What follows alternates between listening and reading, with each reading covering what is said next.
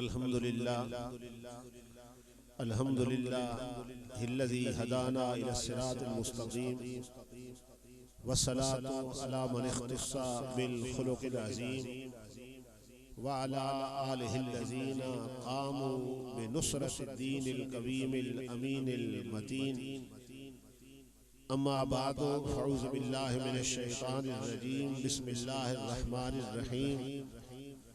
वइज़ा क़ील लहुम आमिनू कमा आमनन नास क़ालू अनुमिनु कमा आमनस सुफ़हा अला इन्नहुम हुमुस सुफ़हा वलाकिन ला यअलमून। सदक़ल्लाहुल अलीयुल अज़ीम व सदक़ रसूलुहुन नबियुल करीमुल अमीनुर रऊफ़ुर रहीम व नहनु अला ज़ालिका लमिनश शाहिदीन वश्शाकिरीन वल्हम्दुलिल्लाहि रब्बिल आलमीन। दुरूद पाक बावाज़ बुलंद।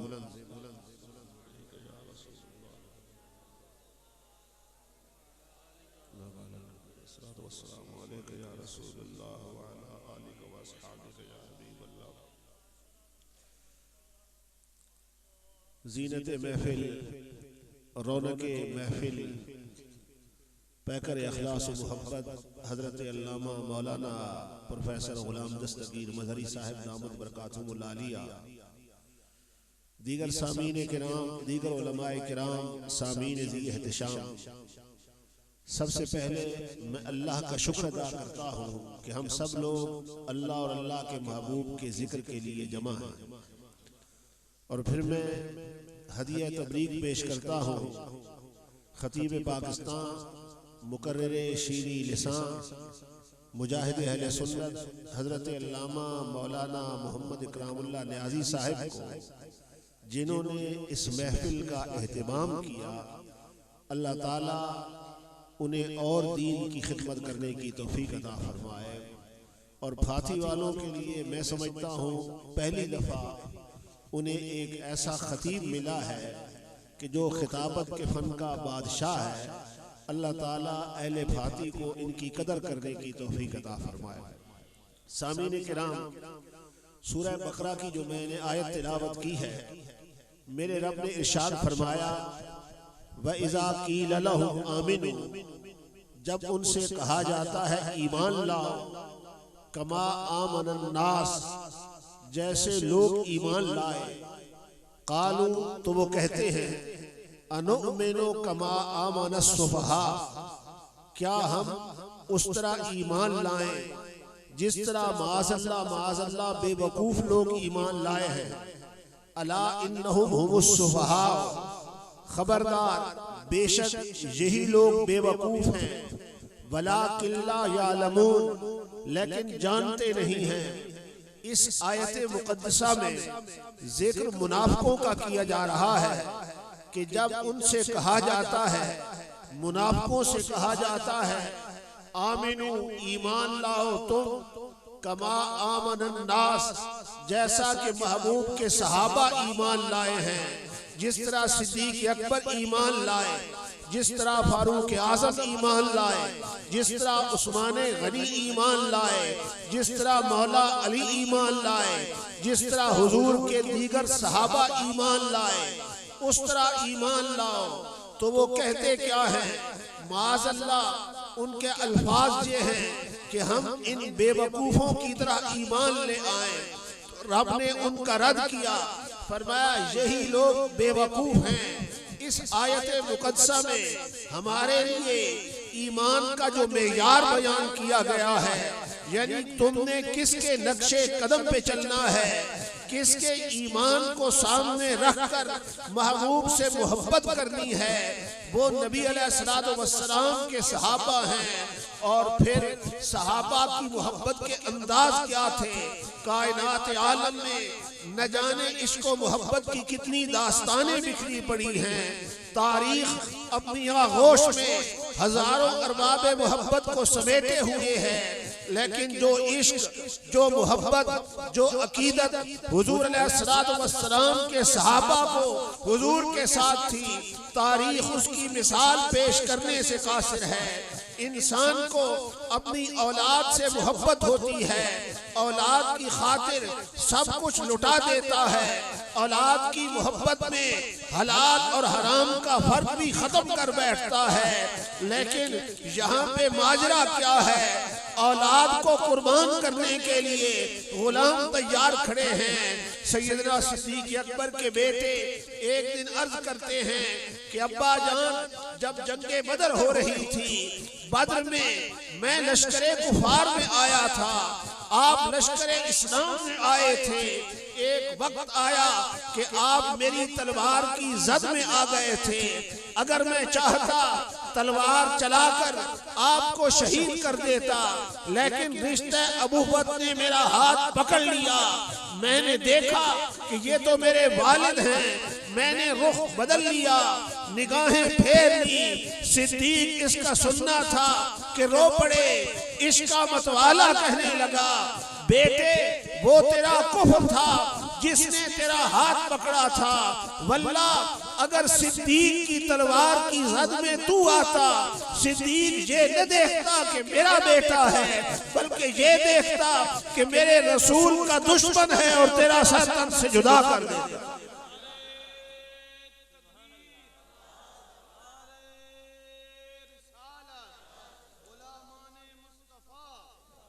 कुर्बानी दे रहे हैं, बेटे को कुर्बान करने के लिए तैयार हैं। एक दिन हजरत सिद्दीक अकबर के वालिद जब अभी इस्लाम नहीं लाए थे, इमामुल अंबिया की शान में नाज़ेबा कलिमात इस्तेमाल कर दिए। हजरत अबू बकर सिद्दीक ने उनको इस कदर जोर से मुक्का मारा, धक्का दिया कि वो गिर पड़े। बाप है लेकिन मोहब्बत इमामुल अंबिया की मुकद्दम है, बेटा है लेकिन मोहब्बत इमामुल अंबिया की मुकद्दम है। और फिर इंसान को माल से मोहब्बत होती है, माल के जमा करने में हलाल और हराम का फर्क खत्म कर बैठता है। लेकिन मेरे आका ने क्या फरमाया, हुजूर ने फरमाया, मा नफानी माल अहदिन कत्तो मा नफानी माल अबी बकर। जितना नफा मुझे अबू बकर के माल ने दिया, इतना नफा किसी और का माल नहीं दे सका। सिद्दीक अकबर खड़े हो गए, अर्ज करते हैं, आका मेरा माल है कहाँ? मेरा हाल तो ये है कि मेरी जान भी, मेरा माल भी, मेरी औलाद भी तेरे कदमों पे कुर्बान है। महबूब मेरा हाल तो ये है कि तेरी दोस्ती से पहले मुझे कौन जानता, तेरी दोस्ती से पहले मुझे कौन जानता था, तेरे इश्क ने बनाया मेरी जिंदगी फसाना। सिद्दीक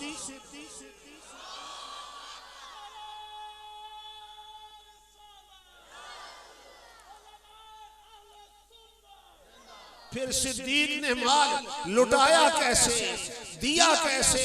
सरकार ग़ज़वा तबूक पे जाने का इरादा करते हैं। मेरे नबी ने ऐलान फरमा दिया कि लश्करे इस्लाम को अस्ते की जरूरत, लश्करे इस्लाम को सामाने खुर्दनोश की जरूरत, लश्करे इस्लाम को सवारियों की जरूरत है। हर बंदा अपनी इस्तिताअत के मुताबिक, अपनी ताकत के मुताबिक हिस्सा डाले।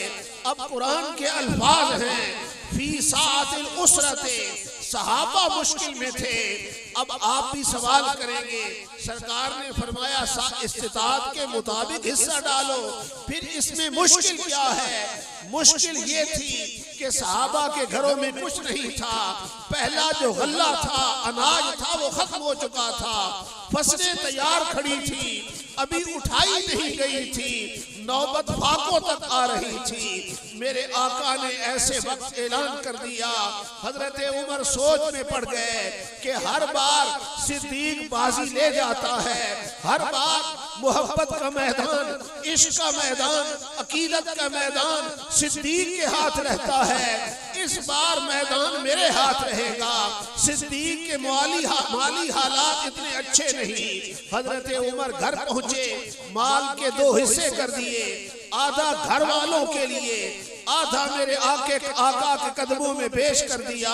हुजूर ने फरमाया, उमर लेके क्या आए हो, घर छोड़ के क्या आए हो?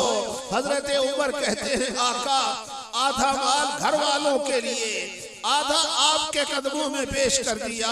सरकार ने फरमाया बैठ जाओ। हजरत उमर बैठ गए। इतने में वो रफीक नबूवत भी आ गया, इतने में सदाकत का ताजदार आया। किस शान से आया, किस आन से आया, किस मान से आया। माल थोड़ा है, गठरी में बधा हुआ है, लेकिन जिस्म में सिद्दीक के लिबास नहीं है, टाट का लिबास है। कांटों के बटन लगा के उसको जोड़ा गया है। मेरे आका के सामने वो गठरी में माल रखा। हुजूर ने फरमाया, सिद्दीक लेके क्या आए हो, घर वालों के लिए क्या छोड़ के आए हो। अल्लाह अकबर। सिद्दीक हाथ जोड़ के अर्ज करता है, आका मैंने तो घर में एक सुई भी नहीं छोड़ी, मैंने तो तन के कपड़े भी उतार के तेरे नाम पे वार दिए, कांटों का लिबास पहना, उसको टाट का लिबास पहना, कांटों के बटन लगा के उसको जोड़ा, मैंने तो सब कुछ तेरे नाम पे वार दिया। इतने में जिब्रील भी आ गए। रब का पैगाम आया कि महबूब रब फरमा रहा है, ये सिद्दीक ने हाल क्या बना रखा है। भला ये भी कोई अंदाज होता है, ये भी कोई हालत होती है। मेरे नबी ने फरमाया, जिब्रील मेरा रब जानता है सिद्दीक ने सब कुछ मेरे नाम पे कुर्बान कर दिया है, तन के कपड़े भी वार दिए हैं। हजरत जिब्रील वापस गए। अब अगली दो बातें सुनने के काबिल हैं, काबिले गौर हैं। मोहब्बत सिद्दीक किसके साथ कर रहा है, इनाम क्या मिल रहा है। रब ने फरमाया, जिब्रील जल्दी जाओ, मेरे महबूब से कह दो कि सिद्दीक को मेरा सलाम पहुंचा दो। जरा गौर करें, सोचे, अगर आपकी तरफ किसी एमएनए का सलाम आ जाए, आप खुशी से फूले नहीं समाते। अगर वजीर आजम का सलाम आ जाए, खुशी की इंतहा नहीं रहती, लोगों को बताते रहते हैं। लेकिन कुर्बान सिद्दीक, तेरी तरफ किसका सलाम आया। रब ने फरमाया, सिद्दीक को मेरा सलाम पहुंचाओ। और फिर अगली बात क्या फरमाई। रब ने फरमाया, महबूब जरा अपने इस यार से, अपने इस गुलाम से पूछो वो हमसे राजी भी है या नहीं।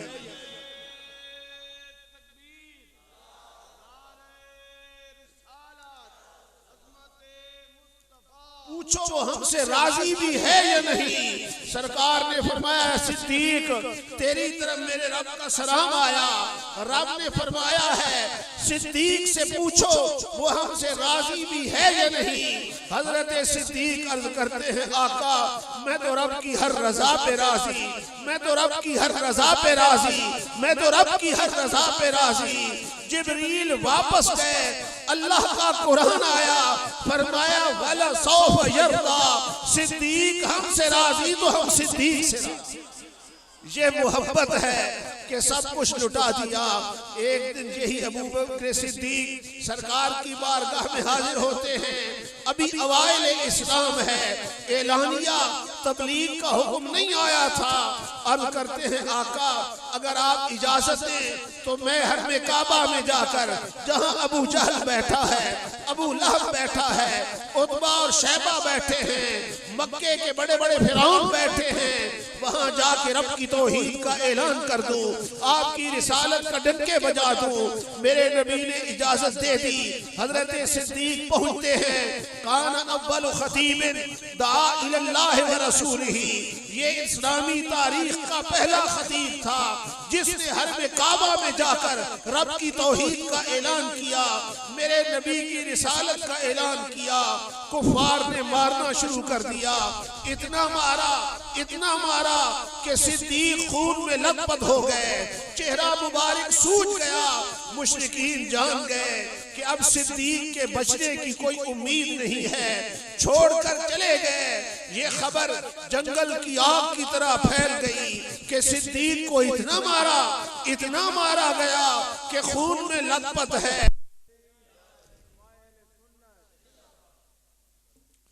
जी मैं क्या कह रहा था, कोई याद है आपको? क्या कह रहा था मैं? के पे आते हूँ, याद है नहीं?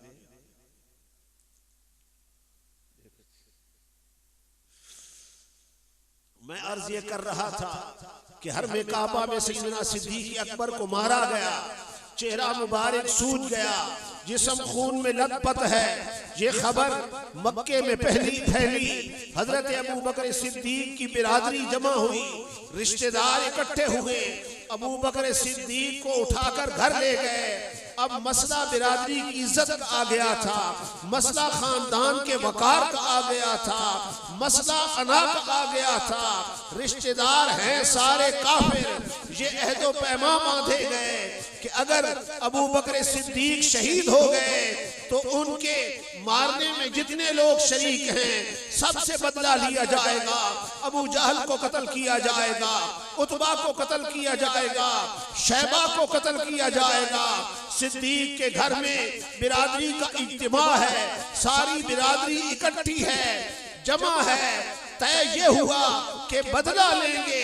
हजरत सिद्दीक बेहोश हैं, पिछले पैर होश आया, दाएं बाएं देखा कि रिश्तेदार सारे काफिर बैठे हुए हैं। जुबान पर जो पहले अल्फाज थे वो ये थे कि बताओ मेरे आका का क्या हाल है। उनके निसार कोई कैसे ही रंज में हो, उनके निसार कोई कैसे ही रंज में हो। जब याद आ गए हैं सब गम भुला दिए। उनकी महक ने दिल के खिला दिए, उनकी महक ने दिल के गुंजे खिला दिए हैं। जिस राह चल गए हैं कूचे बसा दिए। और आने दो या डबो दो अब तो तुम्हारी जान, आने दो या डबो दो अब तो तुम्हारी जाने। कश्ती तुम्हीं पे छोड़ी लंगर उठा दिए हैं। बिरादरी नाराज हो गई कि जिनकी वजह से इसको मार पड़ी, खून में लथपथ है, होश में आए तो उन्हीं को याद करते हैं। अल्लाह अकबर। मुद्दतों से आरज़ू थी होश, मुद्दतों से आरज़ू थी होश की। होश जब आया तो दीवाने बने, होश जब आया तो दीवाने बने। ये महबूब के इश्क में दीवाना थे। अल्लाह अकबर। रिश्तेदार चले गए। माँ ने कहा बेटे प्याले में दूध लेकर आई माँ कि बेटे ये पी लो। सिद्दीक कहते हैं अम्मी जान जब तक मुझे ये पता नहीं चलेगा मेरे आका का क्या हाल है न कुछ खाऊंगा न कुछ पीऊंगा। माँ ने कहा बेटे मुझे क्या पता।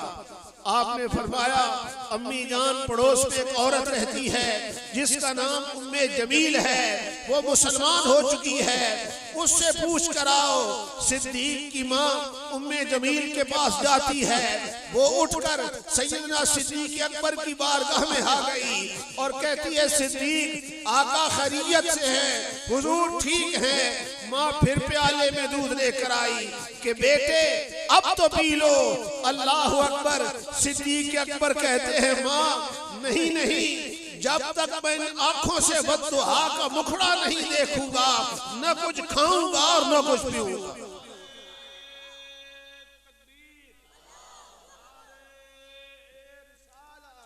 जब से बद्दुआ का मुखड़ा नहीं देखूंगा। अल्लाह अकबर। तुझसे जो आंख मिला ले वही मस्ताना बने, तुझसे जो आंख मिला ले वही मस्ताना बने। एक नजर जो तुझे देखे वही दीवाना बने।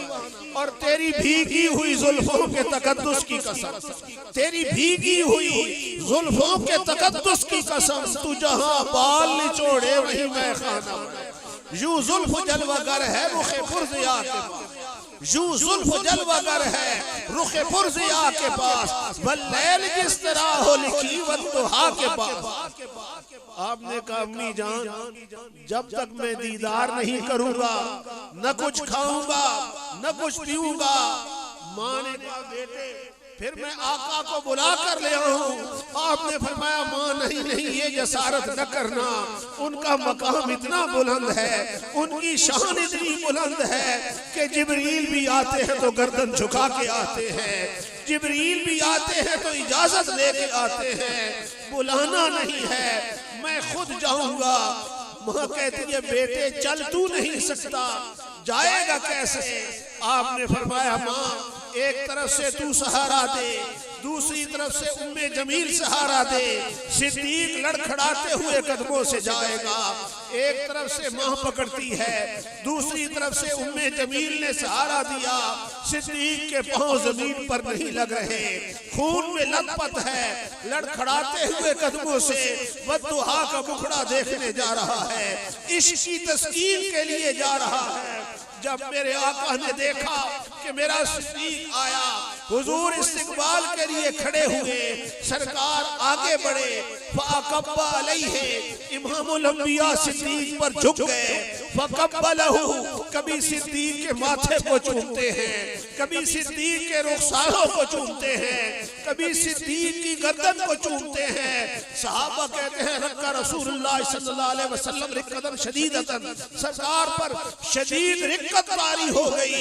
हम पे भी सहाबा ने कहा रिक्कत तारी हुई। मंजर बड़ा अजीब था।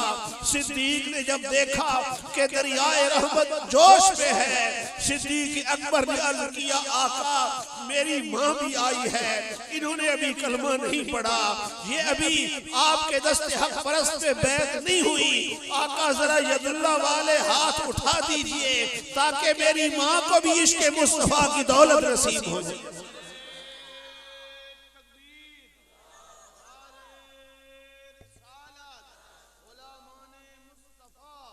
ये मोहब्बत थी, यही इश्क था। सैयदना उमर सरकार एक दिन तशरीफ फरमा थे, आसमान पर तारे कसरत के साथ जगमगा रहे थे। अम्मी आयशा सरकार की बारगाह में हाजिर हैं। सिद्दीक़ा कायनात ने पूछा कि या रसूल अल्लाह, आपके किसी उम्मती की नेकियां आसमान के तारों के बराबर भी हैं। इस वक्त साइंसी तरक्की इंतहा पे है, उरूज पर है, लेकिन तारों की तादाद का तय्युन आज भी नहीं हो सका। नहीं हो सका कितने हैं? 14 सदियों पहले अम्मी आयशा ने अर्ज किया आका आपके किस उम्मती की नेकियां आसमान के तारों के बराबर हैं। मालूम हुआ सिद्दीक़ा कायनात का अकीदा ये था कि सरकार तारों की तादाद भी जानते हैं और अपने हर आने वाले उम्मती की नेकियों को भी जानते हैं। यही अकीदा था। तब सवाल किया, मेरे आका ने भी अगर सैयदा आयशा ने सवाल कर ही दिया था तो सरकार फरमाते आयशा तुमने कैसा सवाल किया, मुझे क्या पता आसमान के तारों की तादाद कितनी है।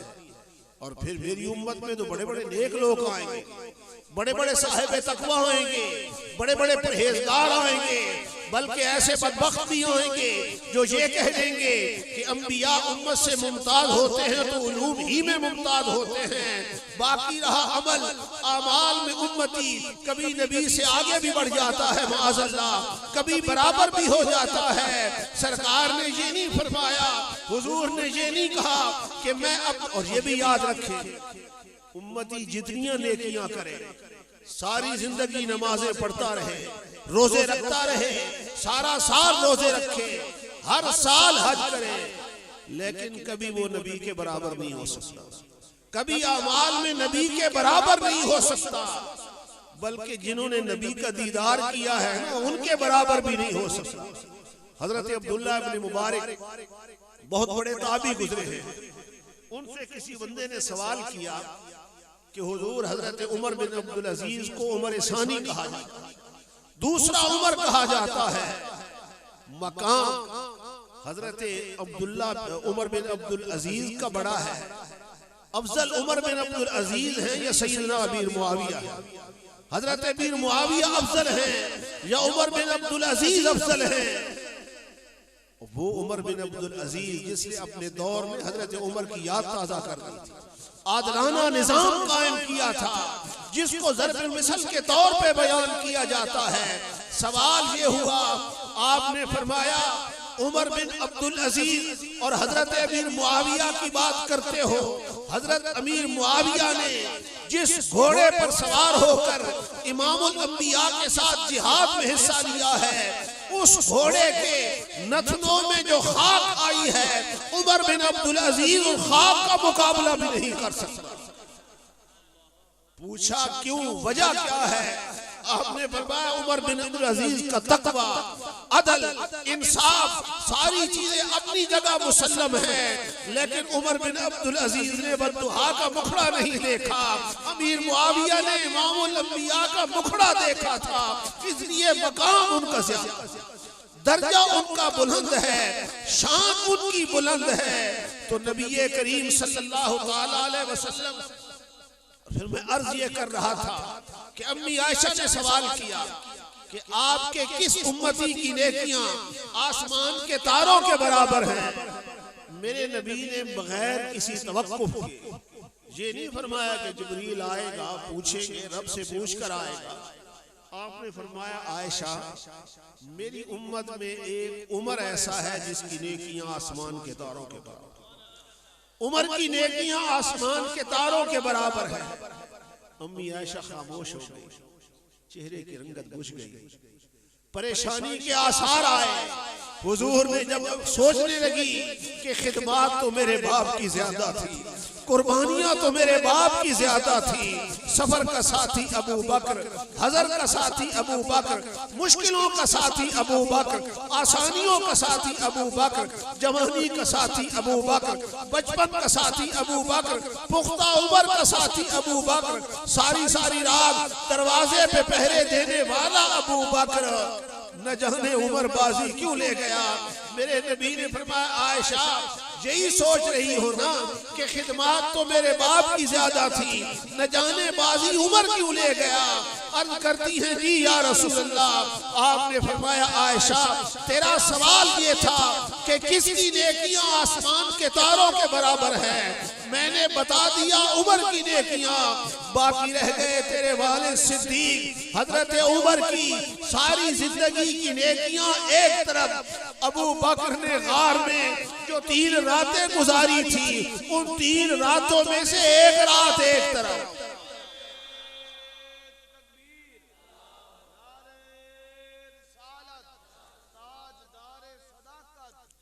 अब उन 3 रातों में क्या अबू बकर सिद्दीक कुरान की तिलावत करते रहे थे, नफल पढ़ते रहे थे, जिक्र अज़कार करते रहे थे? नहीं, मेरे आका का पहरा दे रहे थे, हुजूर की चौकीदारी कर रहे थे। ये अमल मेरे रब को इतना पसंद आया, इतना पसंद आया कि सरकार ने ऐलान कर दिया कि उमर की सारी जिंदगी की नेकियां एक तरफ, अबू बकर सिद्दीक ने जो मेरा पहरा दिया है, 3 रातें जागता रहा है, चौकीदारी करता रहा है, उनमें से एक रात एक तरफ। तो ये मकाम किस वजह से मिला? मेरे आका की मोहब्बत की वजह, हुजूर के इश्क की वजह से मिला। और जिस सहाबी को भी देख लीजिए, हजरत उमर हुजूर की बारगाह में हाजिर है, अर्ज करते हैं या रसूल अल्लाह मैं अपनी जान के अलावा सबसे ज्यादा आपसे मोहब्बत करता हूँ। मतलब ये था कि पहली मोहब्बत मेरी अपनी जान के साथ है, फिर आपके साथ मोहब्बत है। हुजूर ने फरमाया उमर क्या तुमने ये नहीं सुना कि ला युमिनु अहदुकुम हत्ता अकूना अहब्बा इलैहि मिन नफ्सिही, कि तुम में से कोई बंदा उस वक्त तक मोमिन नहीं हो सकता जब तक अपनी जान से भी बढ़कर मेरे साथ मोहब्बत न करे। सरकार का फरमाना था, हजरत उमर ने वहीं बैठे अर्ज किया या रसूल अल्लाह बखुदा अब उमर अपनी जान से भी ज्यादा आपके साथ मोहब्बत करता, मुझे अपनी जान से भी ज्यादा आपके साथ मोहब्बत है। और फिर ये तो मर्द थे ना, यहाँ पे औरतों का हाल क्या है? मोहब्बत यानी किस तरह कुर्बानी देती हैं।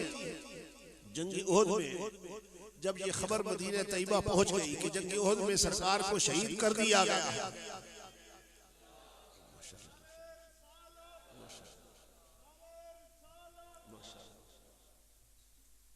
मेहमान गिरामी तशरीफ ला चुके हैं, बस मेरे आखिरी बात है।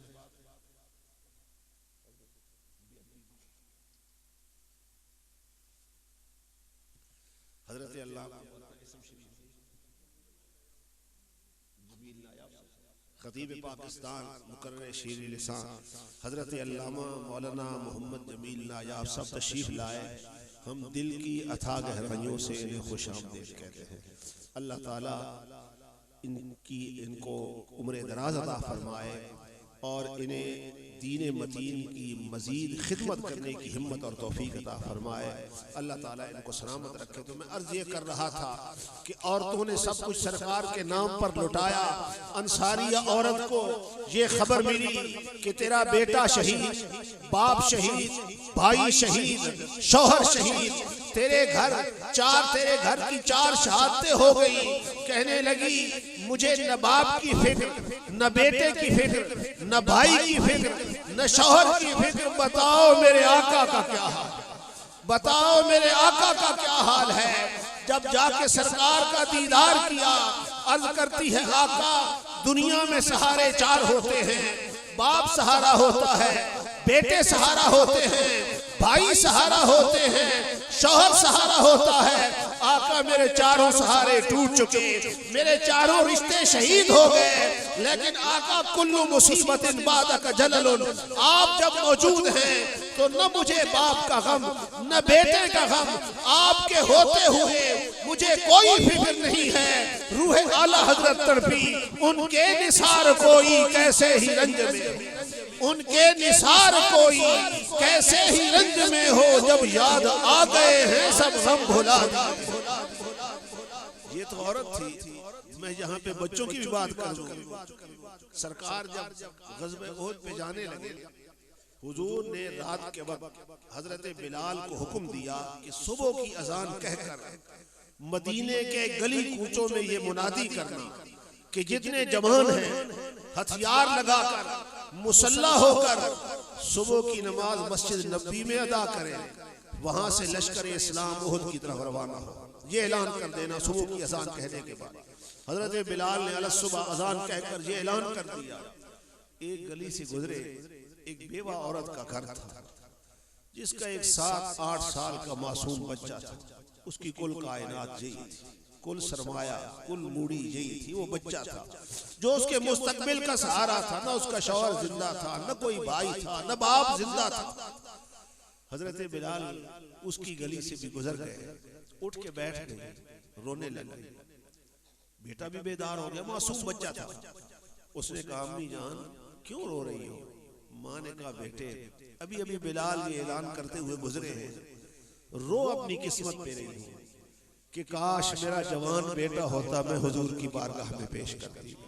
काश मेरा शौहर जिंदा होता, मेरे घर से तैयार होके निकलता। काश मेरा जवान भाई होता जिसे मैं आका के कदमों पे कुर्बान करती। वो माएँ थी कि जिनकी गोद में इस्लाम पलता था।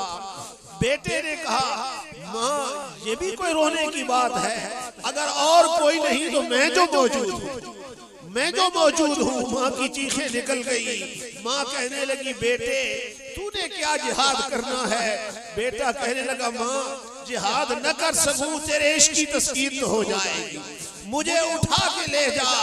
माँ ने बेटे के सामने हथियार डाल दिए, बच्चे को तैयार कर रही है, जुबान हाल से कहती जा रही है करूँ तेरे नाम पे जाऊं फिदा, करूँ तेरे नाम पे जाऊं फिदा।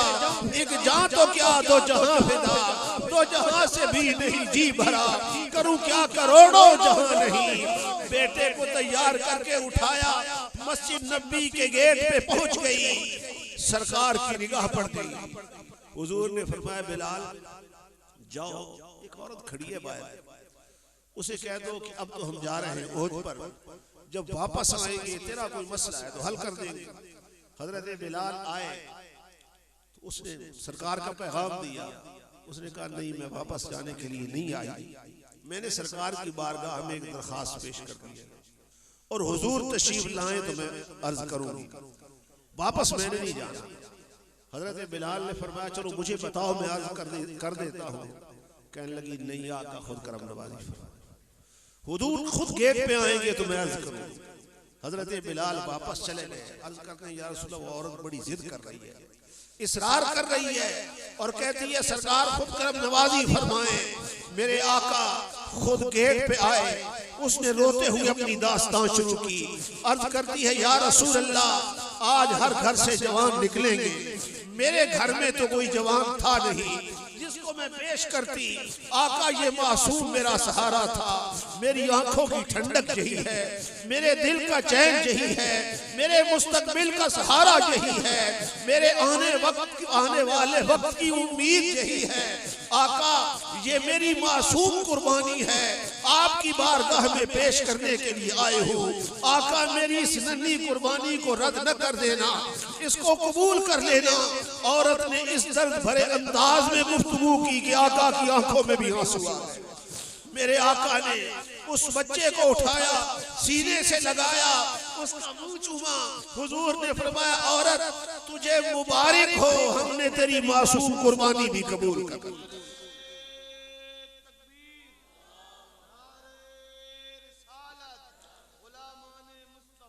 हमने तेरी ये नन्ही कुर्बानी भी कबूल कर ली। सरकार ने फरमाया, अब इसको ले जा, मैं तेरे हवाले करता हूँ, इसकी तरबियत कर, जब ये बड़ा होगा हम खुद इसको बुला लेंगे।